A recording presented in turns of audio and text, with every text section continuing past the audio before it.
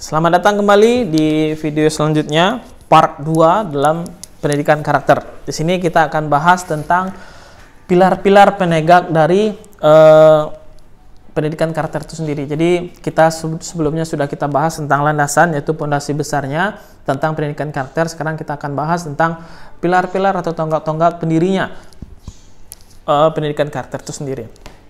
Oke, pendidikan karakter itu sendiri mempunyai tonggak, yaitu ada 1, 2, 3, 4. Saya baca buku lagi ya, karena takut salah.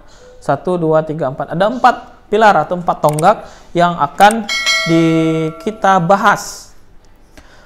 Tonggak yang pertama adalah pilar-pilar pendidikan karakter. Yang pertama adalah olah pikir. Nah, jadi kita menggunakan pikiran. Nah, olah pikir ini ya, kalau untuk simpelnya sekali, kenapa sih ada olah pikir namanya? Olah pikir ini yaitu menggunakan tentunya isi kepala, ya. Jadi karakter itu nggak bisa juga lepas dari yang namanya kepala kita, yaitu pemikiran kita. Ada 2 pemikiran yang harus kita terapkan dan harus kita kembangkan, yaitu pemikiran kritis. Kritis atau kritik sama ya. Yang kedua adalah pemikiran dari kreatif. Apa sih perbedaan dari pemikiran kritis dengan pemikiran yang kreatif? Nah, kalau kritis, pemikirannya gini nih, saya kasih contoh. Kalau misalnya dalam satu topik, TED, ada topik A, kemudian di topik A itu membahas tentang masalah yang lagi familiar sekali, atau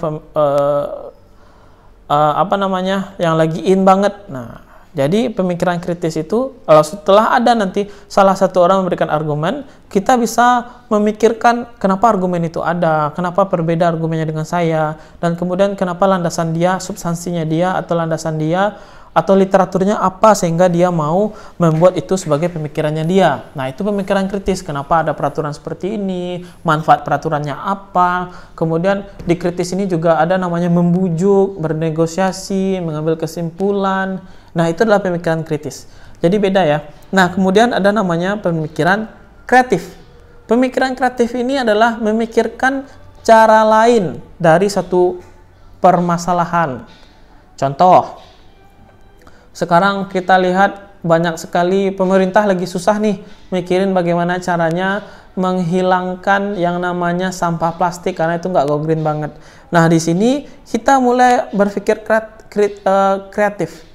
Kalau pemikir kritis, kita bisa aja, pemerintah yang salah, kenapa dikasih izin yang ini, kasih izin yang itu. Tapi pemikiran kreatif beda.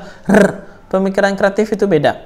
Dia akan memikirkan cara lain untuk menanggulangi masalah tersebut dengan cara mungkin barang recycle bisa jadi kewirausahaan, bisa dijual, punya nilai dan sebagainya. Ya, itu pemikiran kreatif. Jadi harus punya pemikiran kritis dan pemikiran kreatif. That's right. Yang kedua adalah olah rasa. Nah, olah rasa ini adalah olah yang dimana kita mengolah suatu perasaan. Mengolah rasa iba hati, kemudian mengolah rasa peduli kepada sesama, itu olah rasa namanya. Jadi di karakter itu kalau kita sudah tidak ada namanya simpati kepada orang atau merasakan sesuatu, kalau kelihatan orangnya lagi susah kita bantu, itu namanya olah rasa. Ya, mengolah perasaan yang ada dalam hati kita sendiri, dalam batin kita sendiri, sehingga menjadi sebuah tindakan yang itu sangat bermanfaat sekali. Itu namanya olah rasa. Selanjutnya adalah olah hati. Olah hati ini kalau kita sama Pak, olah hati sama olah rasa hampir sama, tergantung bagaimana cara menyikapinya. Tapi di sini berbeda, dalam buku ini berbeda. Olah hati ini lebih sifatnya ke kalbu, karena hati itu kalau tiba di bahasa Arab kalbu. Nah, gitu. Cek aja di internet ya.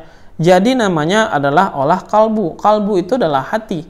Kalau dalam agama Islam bilang, kalau kamu baik, tergantung hatinya. Kalau hatinya baik, ya baiklah semuanya. Kalau segumpal darah itu disebut dengan hati. Kalau hatinya yang segumpal darah itu baik, ya baik semua. Nah, berarti di sini adalah lebih ke religi. Ya. Jadi kita tidak bisa menghilangkan pilar-pilar tonggak-tonggaknya ini, nggak bisa dihilangkan dari yang disebut dengan agama kita sendiri. Ya, semua agama itu mengajarkan kebaikan. Khususnya Islam itu disebut dengan kolbu. Dalam hati, coy. Selanjutnya adalah olahraga. Masa iya olahraga jadi pilar juga, Pak? Masa iya olahraga juga bisa dijadiin pendidikan karakter? Bisa ternyata, karena di olahraga itu ada disebut dengan apa namanya? Pernah nggak main futsal? Kalau curang pasti orang nggak mau main lagi dengan kita ya? Benar nggak? Benar. Nah, itu disebut dengan sportivitas. Karena orang-orang yang berolahraga itu biasanya energik, sportivitas, semangat, penolong dan sebagainya. Ya, atletis juga dan semuanya. Jadi kita ambil, jadi dalam olahraga ini juga bisa dimasukin kepada pilar-pilar pendidikan karakter, yaitu bagaimana sifat-sifat yang atletis, kemudian yang sportivitasnya tinggi, kemudian suka menolong, semangat dan sebagainya itu dijadikan sebagai karakter. Jadi ada 4 pilar pendidikan karakter yang saya tahu dalam buku ini. Jadi kalau teman-teman tahu, kalau ada komen, saran, silakan di kolom komentar di bawah. Jadi kalau ada di komen aja, nanti kita akan cari-cari lagi apa saja yang kita tambahkan atau kita improvisasi terhadap 4 pilar ini. Tapi dalam buku ini ada 4 pilar yang harus kita bahas. Ya, bukunya nanti saya di deskripsi di bawah, karena nanti takutnya harus berbayar kan. Nah, oke. Selanjutnya kita akan bahas di video berikutnya. Semoga sehat selalu. Dan satu lagi informasi, channel ini akan membahas tentang semua masalah dari mahasiswa, baik itu masalah dalam perkuliahan, skripsi, bimbingan, pemilihan jurusan, mau cari kerja, PKL, pemilihan judul, kenapa skripsi lama-lama, kemudian trip wawancara dan sebagainya. Jadi kalau ada yang butuh saran atau mau dikomentarkan atau mau bantu nih, saya mau dong dibikinkan video tentang bagaimana cara untuk cari kerja, silahkan komen di bawah. Oke? Tetap sehat, saya Egy Pramana. Assalamualaikum warahmatullahi wabarakatuh.